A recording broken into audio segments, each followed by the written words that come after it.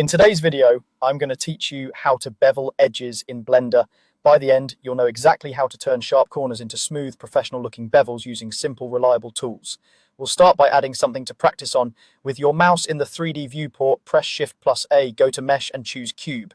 A basic cube is perfect for this demonstration because its clean, straight edges make it easy to see what beveling does. Next, select the cube and press Tab to enter edit mode. You'll know you're in the right place when you can see the cube's geometry highlighted and ready for editing. If you don't see the edges clearly, try orbiting your view slightly so you can work comfortably. Now switch to Edge Select by pressing the number 2 on your keyboard. Blender has different selection modes for vertices, edges, and faces, and for beveling, edges are exactly what we need. Edge Select makes sure your actions target the lines between faces rather than the points or the entire surfaces. Choose the edges you want to bevel. Click once to select a single edge, or hold Shift and click to add more edges to your selection.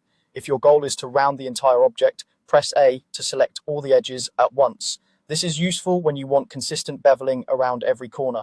With your edges selected, it's time to bevel. Press Ctrl+B. As you move your mouse, you'll see the bevel appear and the width change dynamically. Pull out gently to keep control over the size. Small adjustments go a long way. Watch how the corners open up and form a nice chamfer. While you're still beveling, use your mouse wheel to adjust the segment count. Scrolling up adds more segments, which makes the bevel smoother and rounder. Scrolling down reduces segments, giving a sharper, more faceted look. More segments look great, but also add geometry, so choose a level that balances smoothness with performance. When you're happy with the width and the smoothness, left-click to confirm the bevel.